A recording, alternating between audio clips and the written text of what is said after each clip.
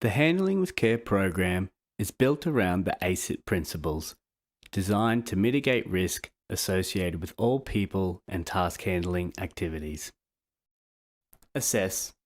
Assessing the risks associated with people and task handling activities includes mobility assessments so staff can use the safest technique or equipment to move a person. Risk assessment for hazardous tasks. The environment, including accessibility, working heights, lighting. The equipment, including suitability, condition and availability. And the ability of staff, including confidence, safety, and knowing their own limitations. Communicate. Communicating information before, during, and after performing people or task handling activities includes explaining the task to the person, their role in the movement, and encouraging their participation where able. Planning the task with colleagues, coordinating moves with clearly communicated cues.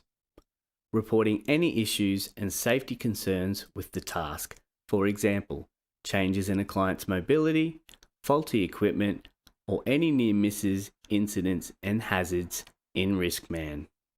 And finally, reporting injuries at work by calling the injury helpline. Equipment. Equipment prescribed in the mobility assessments is used for people handling tasks. This is in the care plan, the CP22 or CP23. The prescribed equipment for people handling and all equipment for task handling should be in good working condition and is loaded within the safe working limits. Staff should feel confident in their ability to use the equipment safely. If the task is heavy and hard, then the equipment may be wrong and the task should be reassessed. Improve technique. Improve technique by applying the ABCD of safe body mechanics.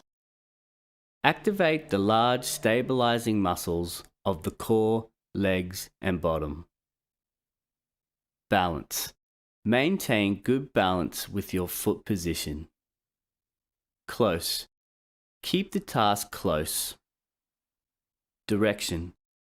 Face the task and follow your feet, keeping natural curves of the spine. If you are working with someone who you suspect may be unwell or may have symptoms of COVID-19, it's really important that you have the PPE required to keep you safe. Stuff like this face mask. If you're having to do a task where you're in close proximity to someone in their breathing zone, then you really need to ensure that you have the correct equipment and you know how to wear that equipment. If you're not sure, please speak to your supervisor. Okay, in this video we're going to insert a sling behind our client here in a seated position. Okay, so to do that we want to assess the situation initially. We want to make sure we've got the correct sling. We want to assess the environment, make sure there's enough space for us to move around in. We also want to assess the chair, and I'll show you in a second around how we can adjust that to suit. We also want to communicate to our client and explain what we're going to do. So we'll tell them that obviously we're just going to slide this slide sheet with the sling behind your back so that we're able to hoist you into the bed. And again, in terms of equipment, we just need the chair, we need the sling, and we just need one slide sheet, which will demonstrate how to use that very shortly. So initially, to set up the chair, what we want to do is just drop the sides down,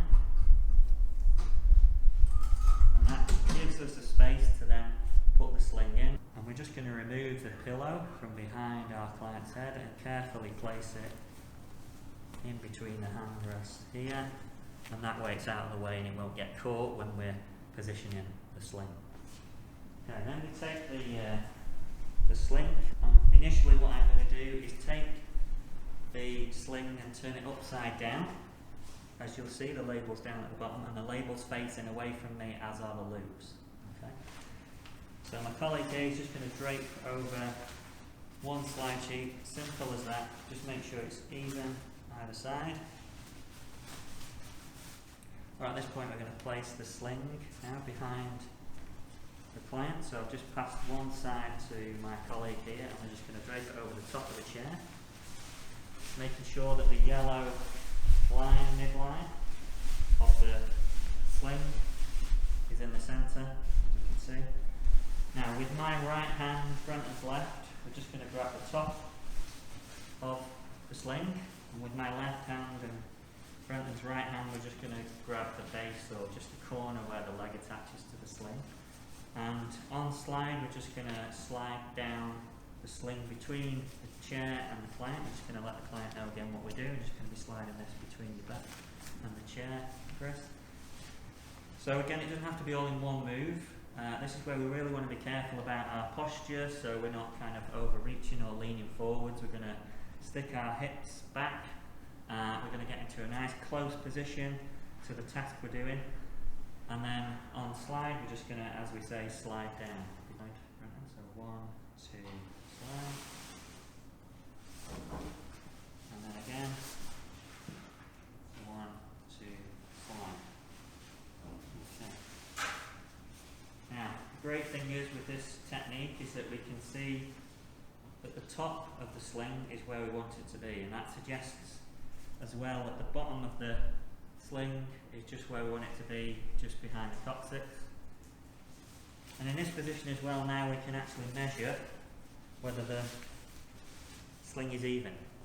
So we're just going to take each leg piece, and we can see there that the leg pieces are even.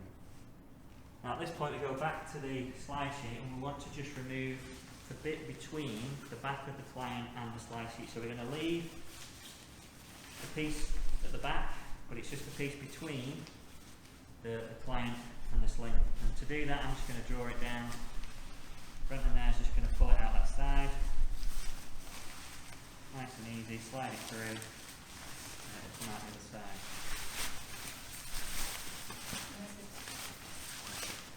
Okay, so the sling has remained in position. And now we just need to make sure that the leg straps are obviously in position as well, which means raising the client's legs to make that a little bit easier to slide the leg straps through. So to do that, we're just going to take another slide sheet. I'm going to gently roll that up. We're just going to feed it. Remember to keep our nice posture. We're just going to feed it behind the back of the client's knee, and then slightly just behind the calf. I'm just going to gently raise the client's leg to allow my colleague Brenton to piece that leg strap through. Okay, so I'm just going to raise your leg, Chris. 1, 2, 3.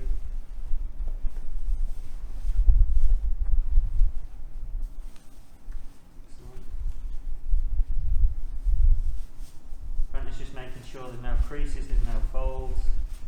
And again, the main aim is to make sure that once it's through, it's an even level. You'll notice as well, Brenton is also dropping the sides of the chair, and that just allows him to get greater access, and you can see he's using posture there, half kneel, or making sure that he's in a safe position. And likewise, we're going to do the same with the other leg.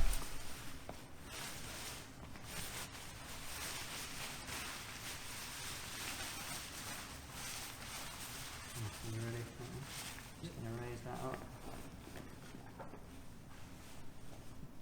You'll also notice Brenton also raised the armrest back up so it's not left open. And you can see now we have 2 even sides. I'll just remove the slide sheet. And the last thing to do is just to position the leg sling between the dignity strap, if the sling has got a dignity strap, and you'll see it's easy to just feed through. Alright. And now our client is in a position ready to be hoisted into the surface that's required, so we're looking at the bed.